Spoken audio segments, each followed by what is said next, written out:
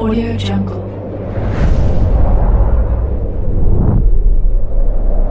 Yo, balik lagi bersama Mimin di Manhua TV. Kali ini kita akan lanjutkan pembahasan dari cerita Ultimate Martial Evolution Begin by Awakening the King of Monster. Mimin infokan kembali bagi teman-teman yang ingin menonton video terbaru lebih cepat, silahkan bergabung menjadi member di channel ini dengan biaya 5.000 per bulannya. Jika tidak, teman-teman bisa bersabar lebih dulu selama 2-3 hari untuk menonton video tersebut. Tanpa berlama-lama, yuk kita masuk ke disclaimer dulu.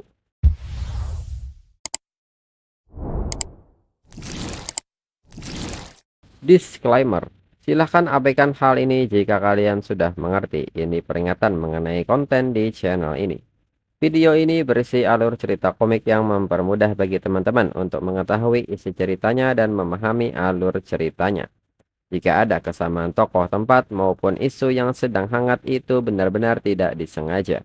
Dan peringatan bagi teman-teman untuk tidak mencontoh atau meniru perkataan maupun perbuatan yang tidak baik yang ada di video ini.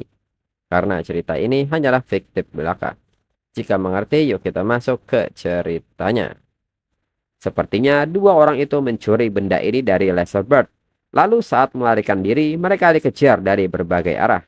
Sepertinya Zhao Yi berniat ingin menyalahkan dirinya atas benda ini. Dengan ini, Yehe merasa bahwa dirinya harus pindah tempat tinggal. Untuk malam ini, dirinya akan mencari hotel seadanya lebih dulu. Kemudian berpindah ke alam rahasia kelas B, jauh di pedalaman alam rahasia Danau Swan. Para prajurit pun kini tengah berburu di area itu. Seseorang pun bertanya kepada tim lain mengenai hasil di pihaknya. Orang itu pun menyebut bahwa tim mereka mendapat untung sedikit, ini lumayan. Lalu di saat itu, seseorang menegur kapten mereka dan memintanya melihat ke arah belakang, dan nyatanya saat ini gelombang serangan bis mulai muncul. Dan kumpulan bis ini maju dengan kecepatan penuh. Dan di antara mereka ada sosok bis yang sangat besar. Dan di antara bis itu nyatanya ada sebuah singgasana.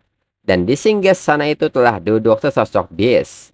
Diketahui bis ini adalah Blood A Black Ape, Tier 5 Overlord Class Magic Beast. Para prajurit pun kini seketika lari dan meminta mereka untuk bergerak dengan cepat dan memberitahu pasukan bahwa ada Beast Overlord Class datang membawa gelombang bis. Jika dilihat dari gelombang ini, mereka yakin kota Anceng tidak akan mampu bertahan. Mereka harus minta segera mengirim ahli martial artis tingkat master dan grandmaster untuk membantu. Mereka pun merasa ini aneh. Bis tingkat tinggi biasanya jarang meninggalkan wilayah mereka dan memasuki area bis tingkat rendah. Mereka pun bertanya-tanya mengapa ini bisa terjadi. Lalu Black Ape yang memperhatikan para manusia yang ingin melarikan diri pun seketika memberikan sebuah instruksi. Monster buas pun kini mengaktifkan sebuah teknik. Hingga kini sebuah hujan batu mengarah pada para prajurit yang tengah melarikan diri. Seseorang yang menyadari bahwa ini adalah akhirnya seketika melakukan langkah terakhir dengan alat komunikasinya. Dan memberitahu mereka bahwa ini situasi darurat. Telah muncul Beast Overload Class di alam rahasia Danau Swan. Dan saat ini gelombang Beast sedang menyebar. Dengan ini dirinya meminta bantuan, namun pada akhirnya para prajurit yang melarikan diri pun tidak bisa menghindari hal ini dan mati seketika. Lalu dari alat komunikasi mengatakan bahwa informasi tentang gelombang Beast Overload Class telah diterima. Petugas pun meminta seseorang untuk merespon, namun sayangnya semua itu sudah terlambat. Lalu Black Ape pun berdiri dari singgasananya dan memberikan perintah kepada semua bis untuk maju dengan kecepatan penuh. Dan mereka pun kini semakin dekat dengan portal kota Anceng. Lalu saat ini di kota Anceng, pengumuman mengenai gelombang bis dari alam rahasia kelas B di Danau Swan akan menyerang kota Anceng segera, dan ini telah diumumkan. Dan diperkirakan akan menembus dan mencapai kota Anceng dalam waktu 20 menit. Saat ini semua pasukan telah dikerahkan ke garis depan untuk menahan gelombang bis. Dirinya menyerukan kepada semua prajurit di kota Anceng untuk datang dan memberikan bantuan. Semua prajurit segera ke garis depan. Kemudian di stasiun Kota Anceng, petugas stasiun pun meminta semua warga harap tidak berdesakan dan jaga ketertiban. Gelombang bies akan segera datang saat ini. Hanya anak-anak dan pelajar yang diperbolehkan naik kereta. Anak-anak adalah harapan masa depan. Jika Anceng benar-benar jatuh, maka semua masa depan Anceng ini harus dikirim keluar.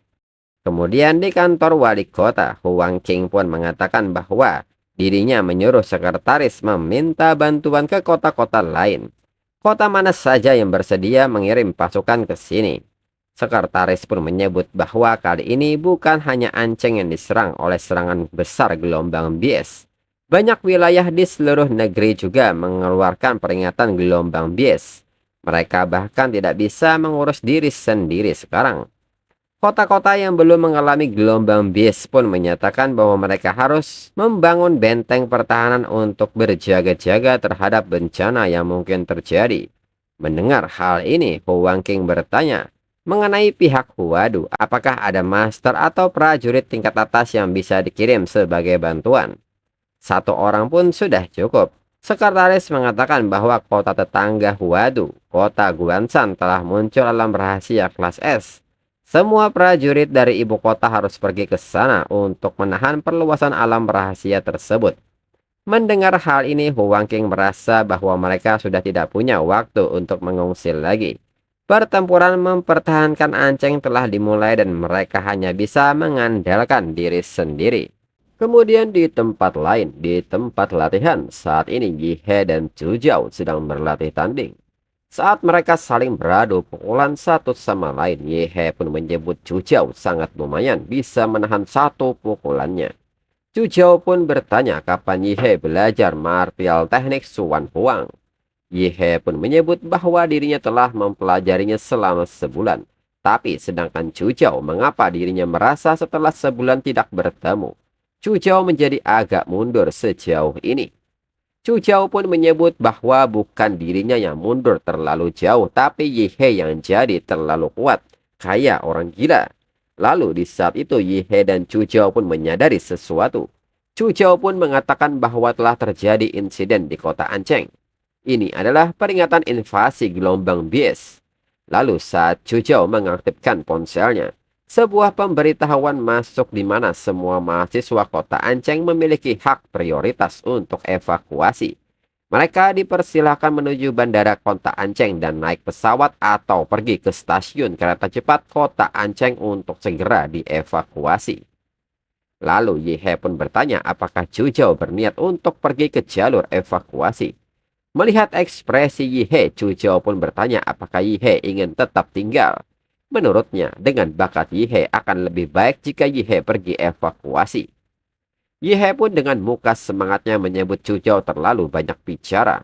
Mengapa sebelumnya dirinya tidak menyadari kalau Zhu Jiao begitu cerewet? Jika memang tidak pergi, maka hanya ada satu kata, yaitu bunuh. Kemudian beralih ke kediaman keluarga Liu. Liu Qingzu mengatakan kepada ibunya bahwa dirinya ingin pergi membantu melawan gelombang bies. Qin Lan pun seketika bertanya seberapa besar kemungkinan Liu Qingzu bisa kembali dengan selamat. Jumlah prajurit di kota ini kira-kira 30.000 orang, termasuk para veteran yang sudah tua, termasuk para veteran tua yang sudah lemah, serta para sukarelawan yang ikut bertempur. Jumlahnya pun tidak sampai 50.000. Jumlah sebanyak itu di hadapan gelombang bies bagaikan perahu kecil di tengah lautan badai. Sekali dihantam langsung terkubur di lautan bies. Dan bies overload class bukanlah sesuatu yang bisa dilawan oleh Anceng saat ini. Makhluk semacam itu hanya bisa ditahan oleh seorang Grandmaster.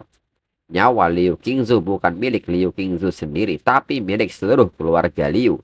Liu Qingzu pun terdiam sejenak mendengarnya dan mengatakan bahwa jika sebuah keluarga martial art tidak bisa melawan monster, mungkin memang sudah tidak layak untuk terus ada dan berbalik pergi meninggalkan ibunya. Lalu Qin Lan pun memberitahu Madam Hong bahwa mereka akan meninggalkan Anceng. Madam Hong pun seketika bertanya bagaimana dengan Yi He. Qin Lan pun meminta Madam Hong mengirimkan dia sebuah pesan, biarkan dia membuat pilihannya sendiri. Kemudian saat ini di alam rahasia Danau Suan, para prajurit dan sukarelawan Anceng pun telah berkumpul. Lalu salah seorang prajurit veteran yang bernama Lao Zhang mengatakan kepada temannya yang bernama Lao Chen yang sudah berumur 60 tahun. Mengapa masih ikut-ikutan meramaikan? Mengapa tidak cepat-cepat bawa cucu Lao Chen pergi? Lao Chen pun menyebut Lao Zhang dengan sebutan sialan. Lao Zhang yang pincang saja bisa datang, masa dirinya yang anggota tubuhnya lengkap malah tidak bisa. Lao Zhang pun tertawa puas mendengarnya. Dirinya tidak menyangka setelah 30 tahun mereka berdiri bersama lagi buat melawan invasi gelombang bias.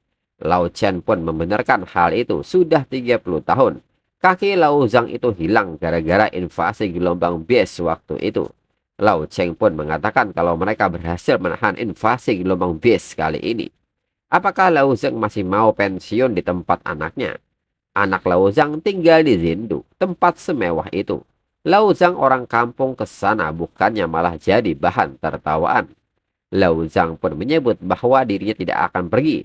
Dirinya akan tinggal di Ancheng menemani Lao Cheng. Dirinya lahir di kota ini dan nanti juga harus dikubur di sini juga. Dan seketika semua prajurit pun maju menyerang gelombang bias. Lalu saat ini di depan pintu masuk alam rahasia Danau Swan, para tentara pun mengatakan bahwa mereka adalah garis pertahanan terakhir Ancheng. Jaga dengan ketat, jangan biarkan satu magical base masuk ke kota. Lalu Huang Keng pun mengatakan bahwa 60% pasukan Ancheng dan para prajurit tingkat tinggi di atas tingkat master semuanya telah memasuki alam rahasia. Mereka disebut sebagai pasukan garis depan dan hanya punya satu tugas. Tugas itu adalah menyelidiki informasi dasar tentang gelombang bias dan sebisa mungkin menguji kemampuan Magical Base Overload Class, bahkan mungkin King Class, lalu bawa informasi itu keluar dengan selamat. Namun tak berselang lama, Huang King pun kaget melihat seseorang keluar dari alam rahasia dan ternyata itu adalah salah seorang prajurit keluar dengan penuh luka. Segera Huang King meminta petugas medis untuk memberikan penanganan darurat dengan cepat. Prajurit itu pun dengan ucapan yang terbatas mengatakan bahwa flash disk ini di dalamnya terkumpul semua hasil pertempuran dari pasukan garis depan. Huang Keng pun seketika bertanya bagaimana dengan yang lainnya. Prajurit itu pun menyebut bahwa mereka semua telah mati. Gelombang invasi bias menghancurkan segalanya, bahkan mayat pun tidak bisa dibawa kembali. Prajurit ini pun memperingatkan wali kota untuk berhati-hati dengan Blood Ape Black Ape. Dia menjebak mereka. Kalau tidak, setidaknya masih ada ribuan orang yang bisa keluar hidup-hidup. Dan tiba-tiba tombak batu berukuran besar keluar dari pintu gerbang alam rahasia. Dan itu seketika menghantam salah satu bangunan. Dan puing-puing bangunan ini seketika jatuh di ranjau pertahanan yang telah dipasang di bawah gedung. Dan Huang King bertanya-tanya apakah targetnya benar-benar itu.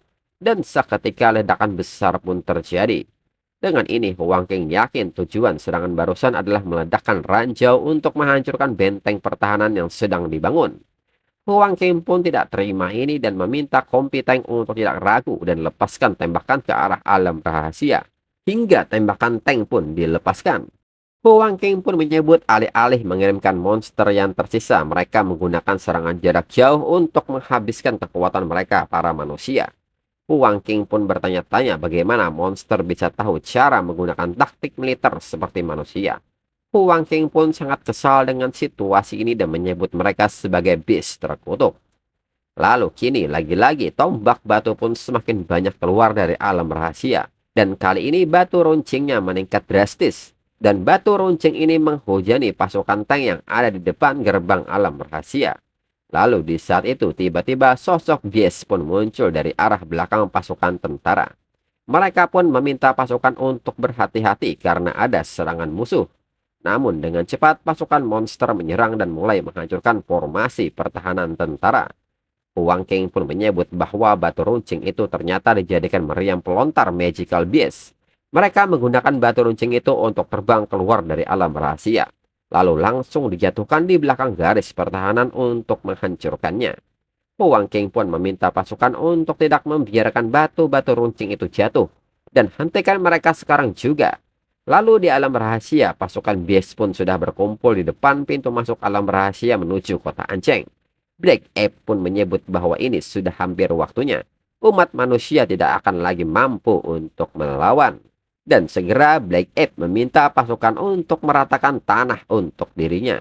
Dan seketika gelombang bies pun kini telah melewati gerbang teleportasi dan sampai di kota Ancheng. Dan pertarungan dengan pasukan pertahanan pun telah dimulai. Lalu di tempat lain, Yehe pun kini menyaksikan hal ini dari atas gedung. Yehe pun bertanya-tanya setelah beberapa hari dirinya jadi penasaran akan jadi apa nanti kota Ancheng. Meskipun dirinya baru menyeberang ke dunia ini beberapa bulan yang lalu, dirinya sudah punya sedikit rasa terhadap kota Ancheng.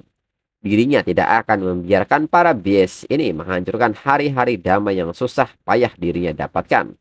Dengan ini dirinya harus membunuh mereka semua. Kemudian di area lain, para prajurit pun masih bertarung di kota Ancheng.